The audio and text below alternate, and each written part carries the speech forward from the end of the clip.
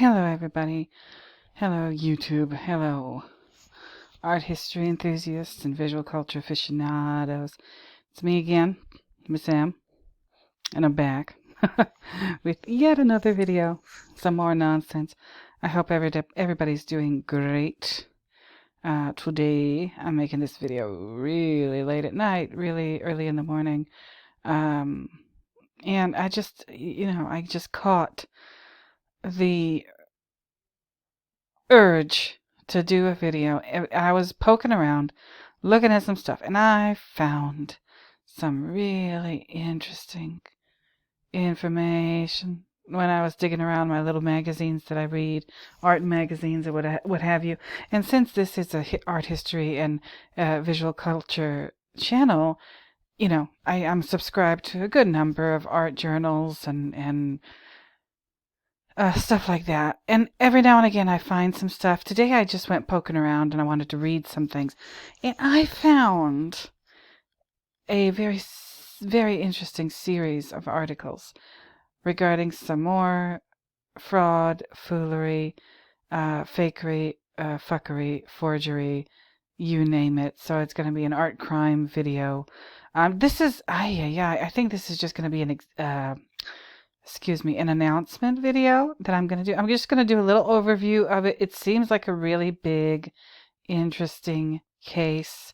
And this is going to be a video probably in a couple of parts because this story looks very big and very juicy. That's why I'm here. That's why I'm here to bring you the juice. Regarding, art world shenanigans and malarkey and etc. So anyway, before I get into any of that, let me just get the church announcements out the way. New viewers, thank you for being new. Returning viewers, thank you for returning. Subscribers, all 335 of you, thank you for subscribing. I appreciate it so much, every single last one of you. All of you, any of you, please don't forget to like, comment, subscribe, and share this video with anybody that you think would enjoy it.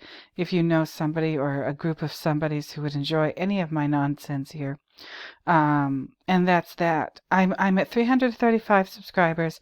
I'm very happy about that because that's way more than what I had a year ago, which was nothing. But thank you so much. Any and all of you who are subscribed, thank you so much. I don't know what to do in my push, not really much of a push, but in my push to get to 1,000 so I can finally get monetized and maybe like get myself some gas money or whatever. Shit's expensive. It's extremely expensive. Grocery bills keep going up. Everybody's complaining about the price of eggs. It's not just the eggs, yo. I live in Los Angeles, California. Everything is expensive down here.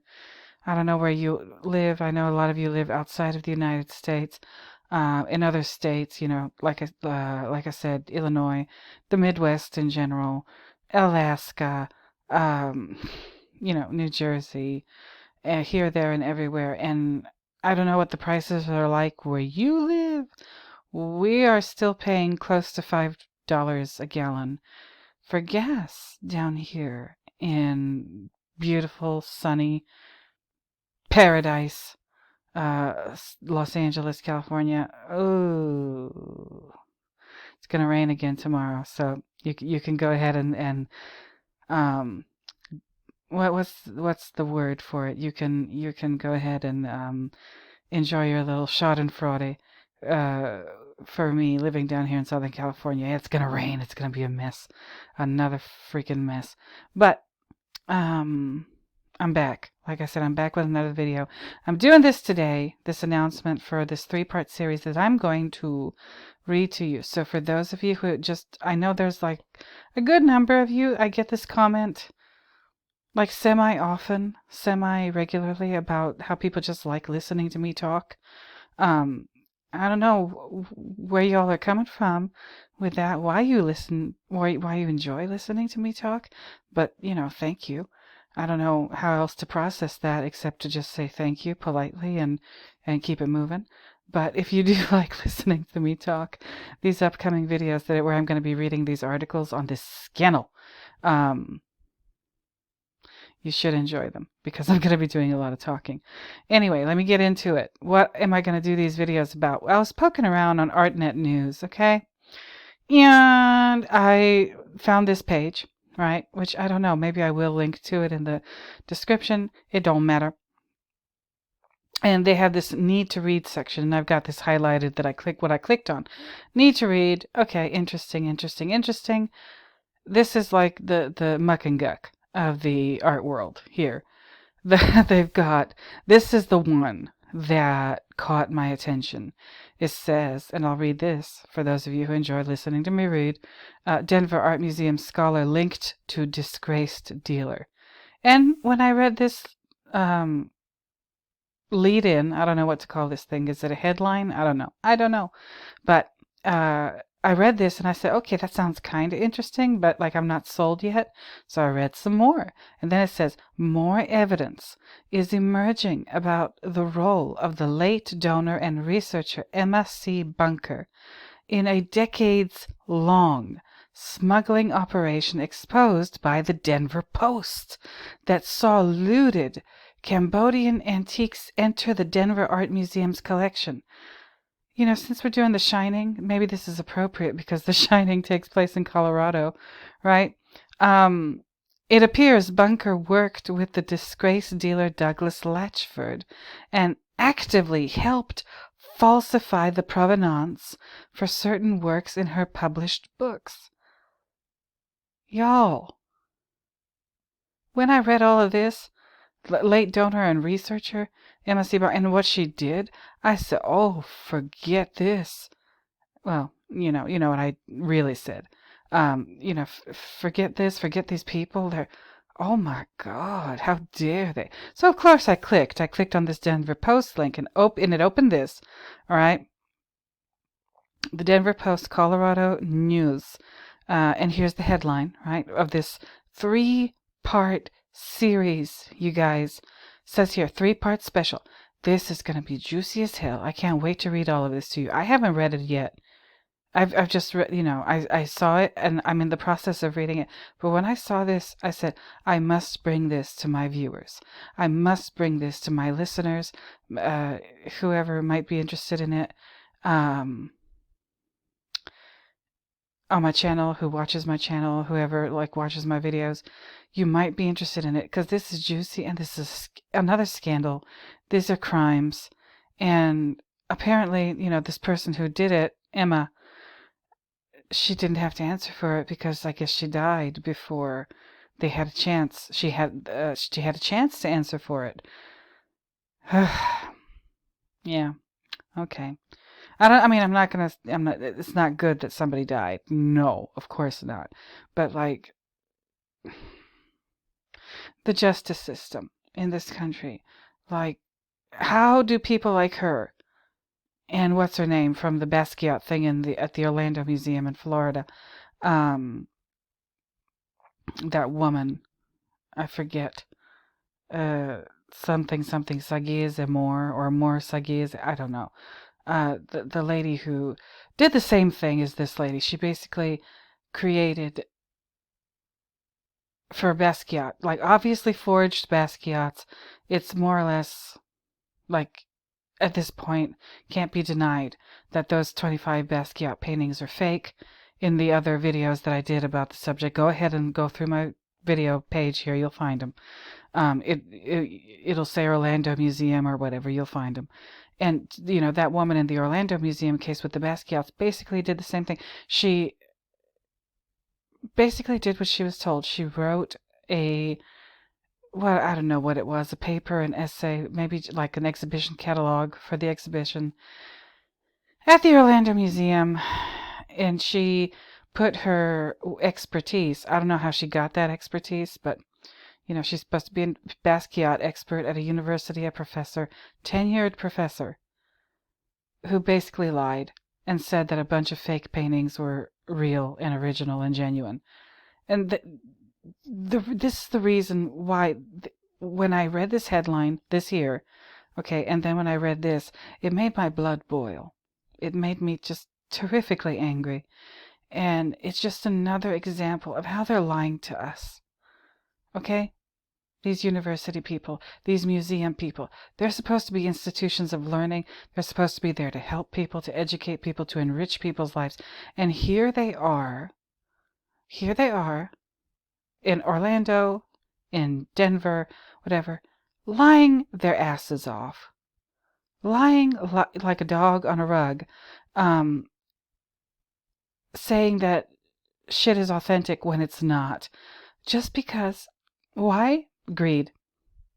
They don't care about education. They don't care about helping anybody. They don't care about furthering whatever cause it is that art is supposed to be a part of to improve life for humanity, both the individual and the collective, and so on and so forth. No, they couldn't give a shit. All they want is their fucking money. And they don't care how many lies they have to tell to get it. That's why this is my kind of message on this channel. Don't trust authority figures. That's how I feel. I'm not speaking for anybody else. This is how I feel. Do not, I repeat, do not trust authority figures. I don't care who they are. I don't care where they're from. I don't care what kind of credentials they have, because obviously those are useless if you're a fucking liar. Okay? I don't care what university you've been to. I don't care like how many fucking PhDs you have. If you're a lying sack of shit, you're a lying sack of shit. All right? And I despise people who lie. I despise people who lie, cheat, steal, and not just lying and cheating and stealing, because some people they don't know better, or they have circumstances in their life and their background that kind of forces them to break the law because maybe they're desperate, whatever. Lying and cheating and stealing, not good no matter what, but in some cases you're like, okay, this person was in between a rock and a hard place. This person was, desperate, or they didn't know whether or not they had any other options or whatever. But these fucking people who work in universities, really nice, cushy jobs, universities, museums, research people in, all different levels and roles and whatever in the realm of education or whatever. How dare they? Do they have to lie like that? I guess so. I guess it's part of the job, right? I guess it's part of the job.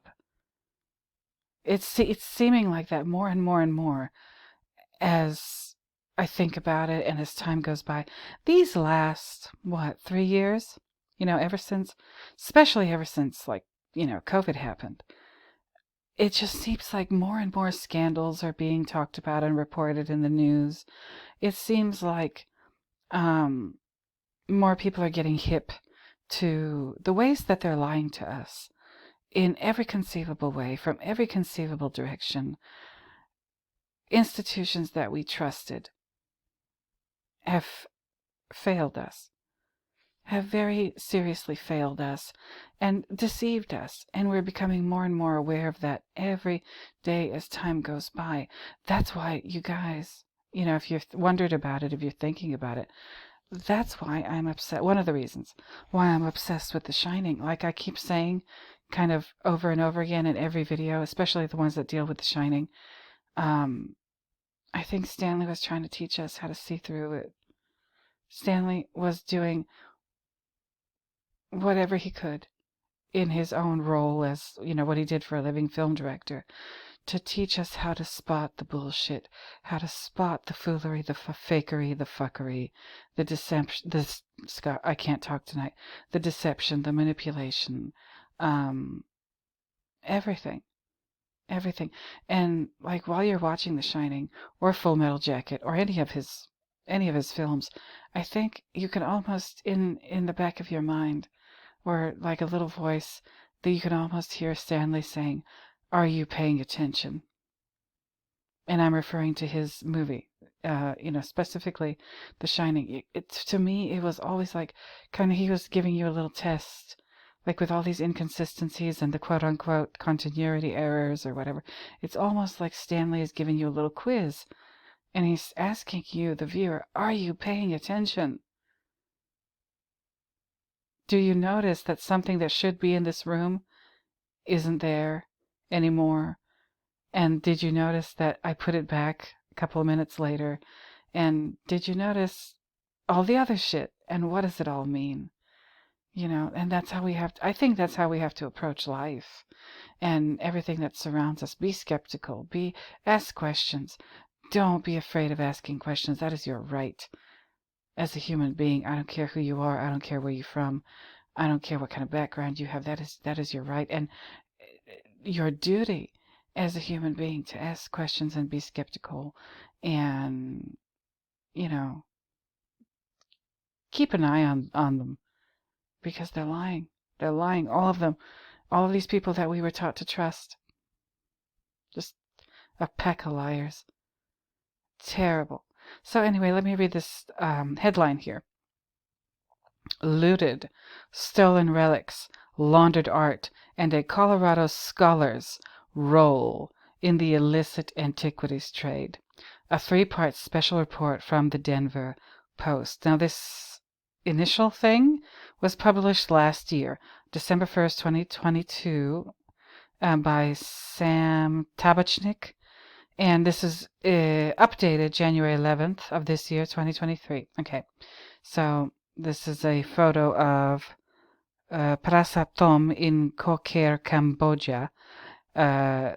This is from August 2022, this picture. This complex was one of the most targeted by looters. Well, interesting.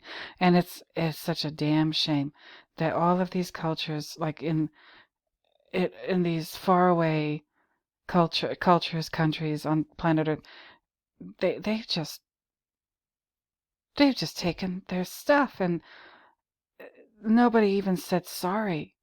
No apologies, no acknowledgement that. I mean, now they're doing like little things here and there, paying lip service to the concept of accountability and having to answer for this shit. But like, does it really make any difference? I don't think so. Personally, I don't think so. But then again, I'm very cynical, especially at this point. But let me keep reading. In this 3-part special report, the Denver Post investigates the role of, quote, the scholar, end quote, in a decades-long illicit antiquities smuggling operation that left ancient Cambodian temples plundered for big money. Before her death last year, Emma C. Bunker, a longtime Denver Art Museum consultant, played an integral role in helping her close friend and confidant, the disgraced collector and dealer Douglas Latchford, sell and market his looted collection of prized relics to wealthy buyers and prominent museums, including Denver's. The series highlights the cozy nature between curators, scholars, museums, and dealers, and how incentives align to allow the dirty world of the international art market to proliferate. Okay. Oh shit, look at this. Related, Denver Art Museum removes Emma Bunker art acquisition fund from website in wake of Denver Post reporting. Yeah, she's dead. Looks like they just don't want to be associated with her name anymore, even after she's gone from this earth. I guess it's that dirty. Okay. The Post's year-long investigation, oh, this is going to be good, you guys, included on-the-ground reporting in Cambodia and Thailand, a review of hundreds of state and federal court documents, and interviews with 34 art experts, government officials, former looters, cultural heritage investigators, and Bunker's friends and contemporaries. The Post also examined dozens of private emails from Latchford's computer, which his family shared with the Cambodians after his death. Okay, so they're both dead. Like I said, they don't have to answer for this. They escaped this and answering for it, by dying. And that just boils my blood. It's not okay that people can do this and get away with it. They have, these marvelous little lives, and they never, ever, ever have to answer for their fuckery. It's unbelievable. Okay, here's the layout, the outline of the articles that are a part of this series. Now, it says, read the Post's looted investigation. Here, Part 1, Unmasking the Scholar. in quotes, the scholar, the Colorado woman who helped a global art smuggling operation flourish for decades. Douglas Latchford spent decades marketing stolen goods from Cambodia's ancient temples, authorities say, and he couldn't have done it without his trusted confidant in Denver. Okay, that's part one.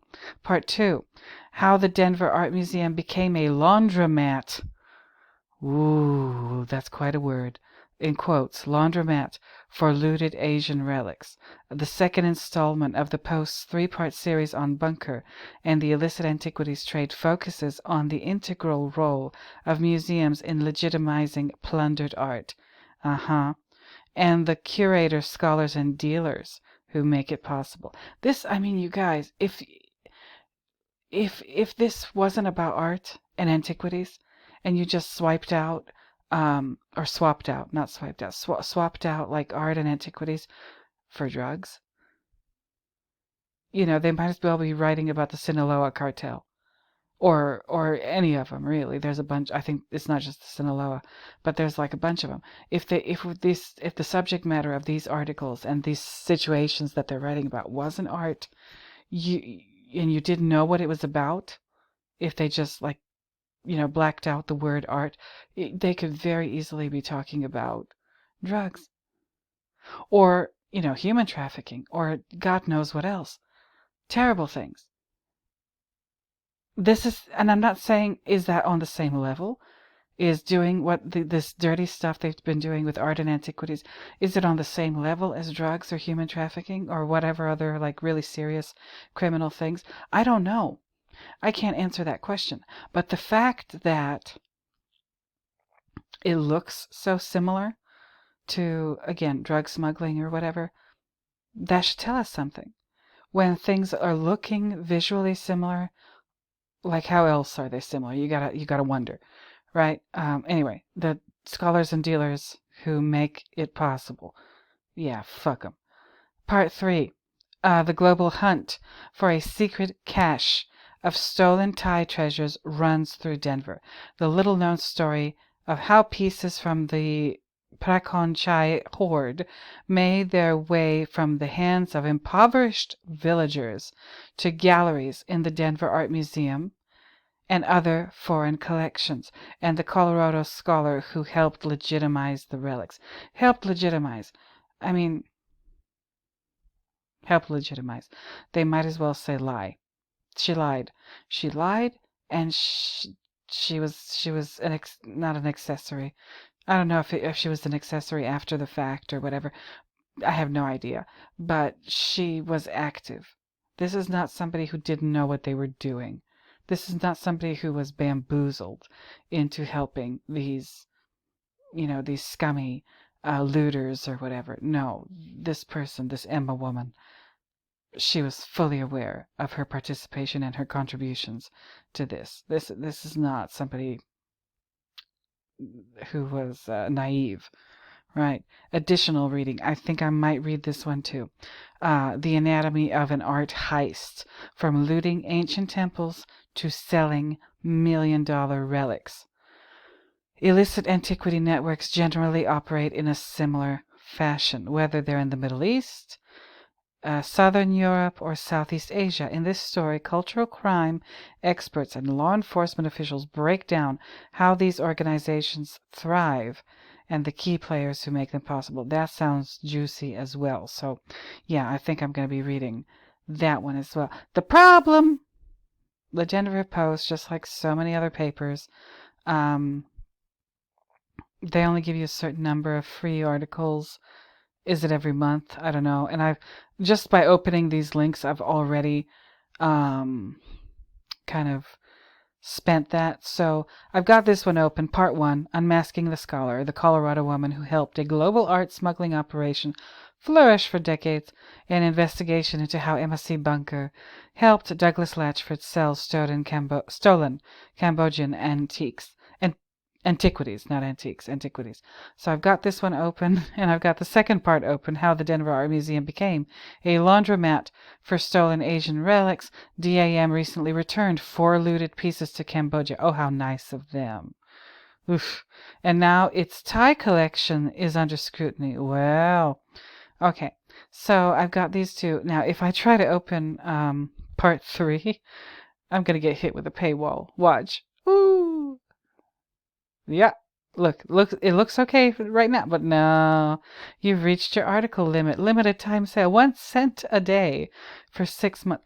1 cent a day for 6 months. I mean, how much is that? 180 cents? So that's $1.80 for 6 months? I don't know. I don't know. Like, I'm not really in the habit of reading the Denver Post, so I don't know whether or not I'll maybe try to just like work around this or whatever. But I've got 2 of them open, and like next month I'll get to part 3 and then this additional reading. We shall see, y'all. We shall see. But this is my video just announcing that I'm going to be reading all this stuff to you. This looks interesting. This looks juicy. This looks very informative, very educational, very enlightening. I think we all need to know about this, and that's why I'm here. I'm going to bring it to you. So I have no idea what I'm going to use for my thumbnail for this announcement video. I'll find something. Maybe I'll find like a nice picture of the Buddha or what have you.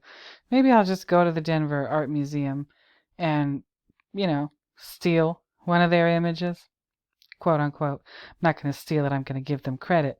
But you know what I mean. You know what I'm driving at here. So you guys, I think I've talked enough. I haven't been talking quite for a half hour, but I wanted to make this video a little shorter than my usual ones. This is just an announcement. Next time I'm not going to do an intro. This was the intro. Next time I'm going to get right into this first article talking about this Emma woman and what kind of, nonsense, fuckery, foolery, whatever. There's some pictures of them. There's the dude on the left and this woman on the right. Lord Jesus. Okay, let me not say anything. But here we are. Yeah, this looks like it was a real, juicy, interesting. Why did I not catch this earlier? That's what makes me angry. This was published in December, and here I am in January, just figuring it out, just seeing it. But better late than never, isn't that what they say? So, you guys, thank you once again for watching, listening. Gonna reiterate my church announcements. New viewers, thank you for being new. Returning viewers, thank you for returning. Subscribers, thank you for subscribing. And each and every last one of you who's here right now, don't forget to like, comment, subscribe, and share this video if you know anybody who might be interested in this nonsense. I would appreciate it a lot. I might, after I'm done with this, I might get right to work on that first article. Don't know. We shall see. But until next time, until the next video where I find yet another reason to talk at you, I'm going to go ahead and bid you bye-bye. So, bye-bye, everybody.